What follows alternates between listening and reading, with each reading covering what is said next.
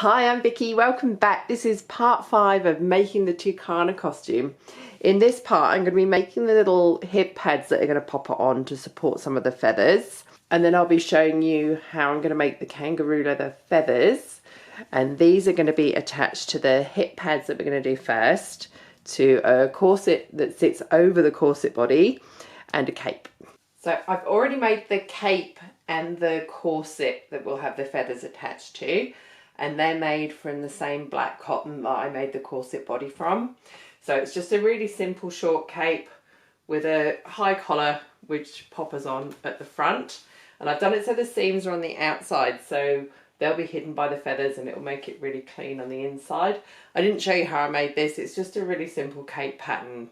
You can pick one of those up probably just from one of the big pattern companies or find one online easily enough. So that will have feathers going all the way up it. I'm going to start fairly big and get smaller, and they only need to come about 2 inches off the edge, so I only need to start sewing them on fairly high up, which is going to make things a bit quicker. And then the feathers will go right up to here, and then I'm going to stone the collar really heavily. So this is the corset that goes over the corset. This is again made from the same black cotton. I used exactly the same pattern as I used for the corset body. I just cut it short, and it stops just where that line of poppers is, so the hip pads and the feathers will come out from just below that. I've only boned it with plastic boning because it doesn't need the support and structure of the steel boning because the corset's already doing that work. So it laces at the front and it's got a zip at the side as well. So when Jazida wears this, she'll be putting the flash cord into it. So this means that she can lace it up with the flash cord prior to putting it on, and then the zip means it's easy to put on when she needs to get the costume on. So for her reveal, she'll light the flash cord with the fire, which will cause this layer to fall off. So I'm going to undo the zip so you can get the idea. And then that will come off to reveal all the colours, and then the hip pads will still be on with the feathers on, and they just pop off, so she'll be able to pull those off. So the next thing we need to do is make the hip pads. So I'm going to show you how I do that. To make my pattern for the hip pads, I've measured front to back along the lines where my poppers or press studs are. So it's about 20 inches front to back up over that hip line. And then I've just made a curved pattern piece that gets wider in the middle. So you can see that this follows the curve of the body, so the inside of that curve fits around the curve of the hip like that. And then I've estimated how deep I want it here, and this is actually going to be padded, so it'll end up with a round piece, so it's not going to stick out as much as it is here. I drew it just folded in half so it's symmetrical, and then I've added 1/2 inch seam allowance all the way around the edge. To make each of the hip pieces, I've cut 2 pieces of the black cotton, and I've got them pinned right side together around the outside edge. And then I need a strip that comes out of the seam closest to the hip to put the poppers onto. To make this, I've just cut a piece of black fabric. I sewed the ends with it right sides together, and then I've turned it in the right way, pressed it, and just stitched along the open edge. So what I need to do next is mark the middle and pin it into this seam, which is a little bit tricky because we're doing something straight into something curved. And then what I need to do is pin this with the folded edges on the inside, and the raw edge is against the raw edge of this piece. And then I'm just going to pin it and just curve it as I go.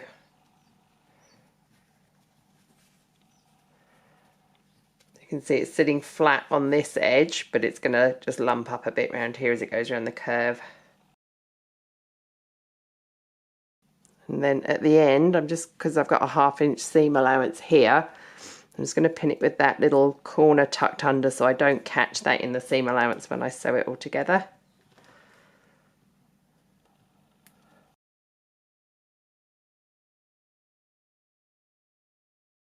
Cool. So now that's all pinned on, I'm just going to pin the other layer over the top, making sure it's all lined up nicely.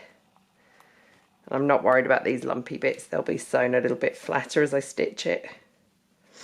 So I'm just going to pin all the way around the edge.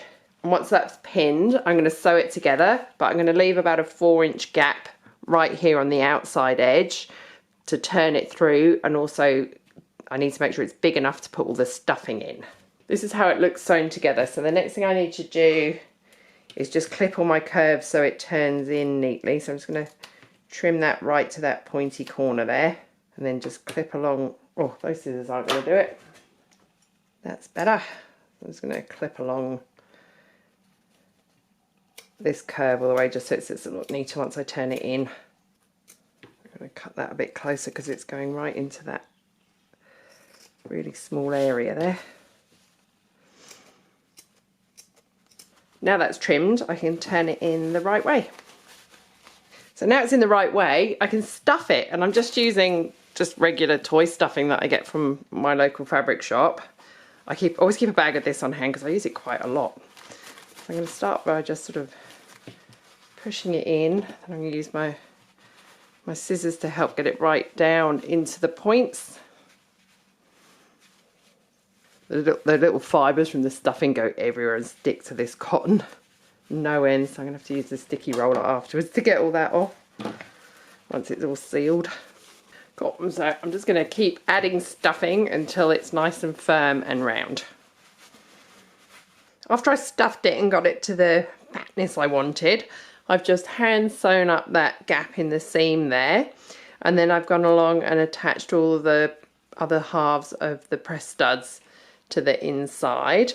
So when I sewed the press studs on, I've done bigger ones in the middle and smaller ones at the end, and I've done an uneven number of small ones. So there's only 2 that side and there's 3 that side, so it's easy to tell what the front and the back is. And I've also just written front on there with a little bit of chalk, just so that I know the fronts from the back.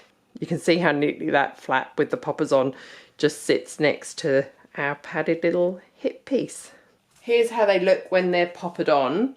So that the strip with the poppers sits really nicely just below the bottom of the orange stripe there. And they're really secure. And they come down into a nice point at the front and the back. And that's a nice, I think they're going to, the weight of the feathers are going to push them down a bit. And I'll stone this strip here. But I think they're giving a really nice shape to then add the feathers onto. And I'm not going to add huge feathers onto these because I don't want them to be very long. I want them to sort of stick out the sides. And that's how it looks at the back. So again, they're sitting nicely just against the edge of that orange stripe there. And then when Jazida's ready to take them off, they just unpop her really easily. Like that, when she's ready to reveal the full corset body. So next up, it's time to make the leather feathers. For the template for the feathers, I drew the biggest size that I wanted. And then all I've done is photocopied it. I've got a printer with a photocopier on top. And I've just reduced the size by 5% every time I photocopied it. And then I've stopped, that's 45%. And I think that's probably the smallest I'm going to need. Then I've taken the paper feathers and I've transferred them onto a thick cardboard and cut those out. So they're going to make a great template for me to just cut around with my roller cutter on the kangaroo leather.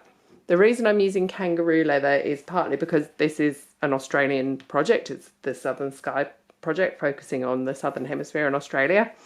So I picked it for that. I picked it because it's sustainable. It's a byproduct of the meat industry. So the whole kangaroo is used. I also picked it because it's lighter than cow leather as well. Overall it's going to make for a much lighter costume. So for the leather, I bought offcuts from Carmine Leather here in Australia. They sell full hides and they sell the leather. But when they make their products, they also sell the offcuts. And it was $50 for a kilogram of offcuts, I think, if I remember correctly. And because a lot of our pieces are really small, I'm going to be able to cut a lot of feathers out of this without much waste. So for the hip pieces, I don't want to use the really big feathers. So I'm going to start with a 45 at the front and the back on each side, and then go up to the next size and the next size, and then use all the 65% or the 70% in the center. And I'm going to build up layers. And for these ones, I'm going to have to hand sew them on, but I'll be able to machine sew them on to the corset cover and the cape. So all I'm going to do to cut the feathers, I think that's the and I can get 50 out of there. Trying to maximise the leather as much as I can. And I'm just going to go around it with my roller. Then I'm going to use a pencil just to mark the top and the bottom. I'm just going to use a pencil because it barely shows up, but it's enough to see, to mark that centre line. But I'm going to stop before the end, so kind of where the centre of a feather would be. So now I've got that line there, I can take my roller and just starting just next to the line so it doesn't come into pieces. I'm just going to make some cuts.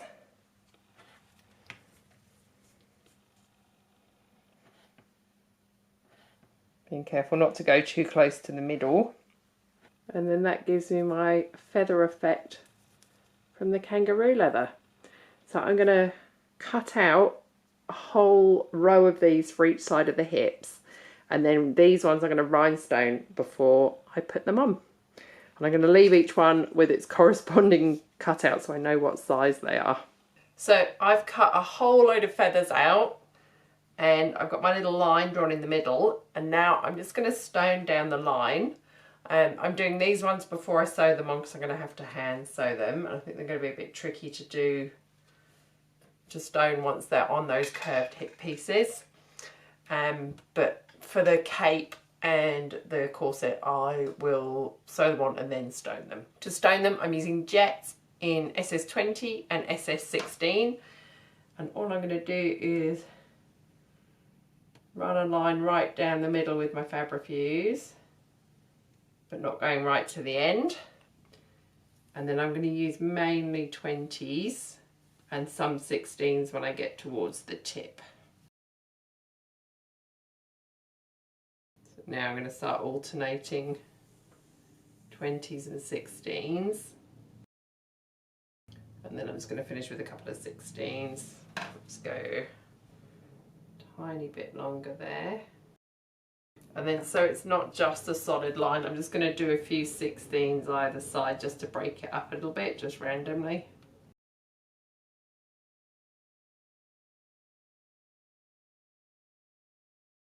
Because I'm using loads of stones the same colour, instead of using the little plastic trays that I use when I'm doing lots of colours and sizes, I'm using these cork ones.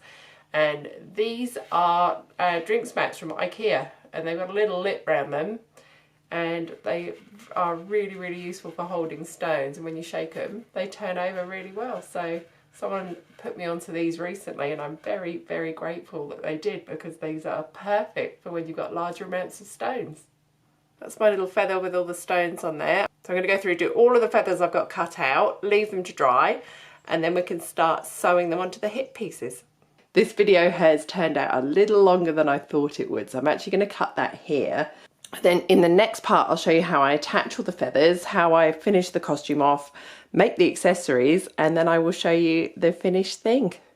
Thank you for watching. Please subscribe if you haven't already, and I'll see you in the next video.